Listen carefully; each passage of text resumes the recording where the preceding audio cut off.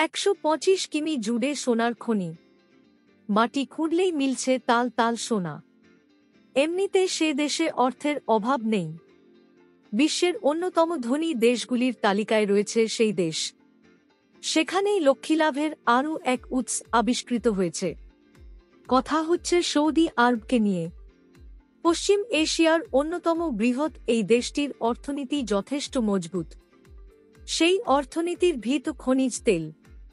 বিশ্বের বাজারে তেল বিক্রি করেই ধনী হয়ে উঠেছে সৌদি। খনিজ তেলের বিপুল ভাণ্ডার রয়েছে সৌদি আরবে। তবে তার সঙ্গে সেখানে পাওয়া যায় অন্য খনিজ পদার্থ। সোনার খনিও সৌদিতে নতুন নয়।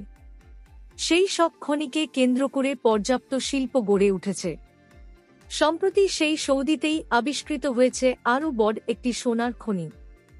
দেশের অন্যতম জনপ্রিয় খনিজ উত্তোলনকারী সংস্থা মাদিন গত বৃহস্পতিবার সে কথা ঘোষণা করেছে।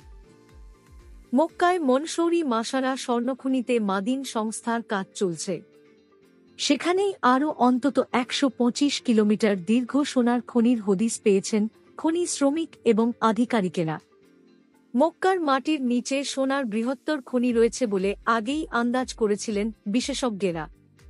সেই মতো 2022 সাল থেকে শুরু হয়েছিল অন্বেষণ অভিযান।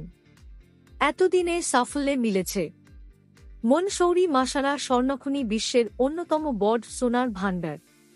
2023 সাল পর্যন্ত সেখানে মাটির নিচে অন্তত 1985 টন সোনার কথা জানা গিয়েছে। মাদিন সংস্থার উদ্যোগে প্রতি বছর ওই খনি থেকে তাল তাল সোনা উত্তোলন করা হয়। মনসৌরি মাসারার স্বর্ণ উৎপাদন ক্ষমতা বছরে প্রায় 7,088 কিলোগ্রাম।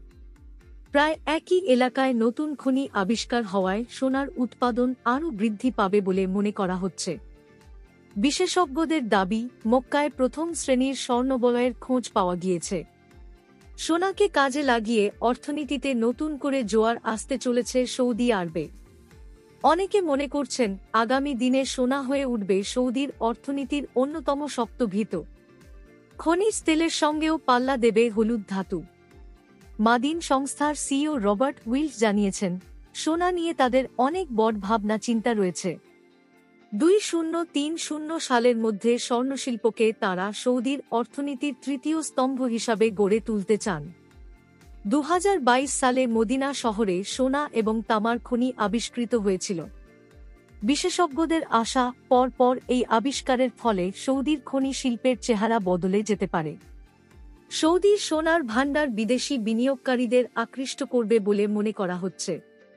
ফলে আগামী দিনে দেশে কোটি কোটি ডলার বিদেশি বিনিয়োগ আসতে পারে। শুধু বিদেশি বিনিয়োগ নয়, দেশের ধনকুবেরদের লগ্নির দিকেও তাকিয়ে আছে সৌদি সরকার। খনিজ তেলের সঙ্গে সঙ্গে সোনার খনিতেও তাঁরা টাকা ঢালতে চলেছেন, যা দেশের অর্থনীতিকে আরও শক্তিশালী করবে। সৌদি সরকারের আশা, সোনার খনির ফলে শিল্প প্রসারিত হলে আরও কর্মসংস্থান তৈরি হবে দেশে। বিদেশ থেকেও কর্মীরা খনিতে কাজ করতে সৌদিতে আসবেন। অর্থনীতির ক্ষেত্রে যা লাভজনক হতে পারে।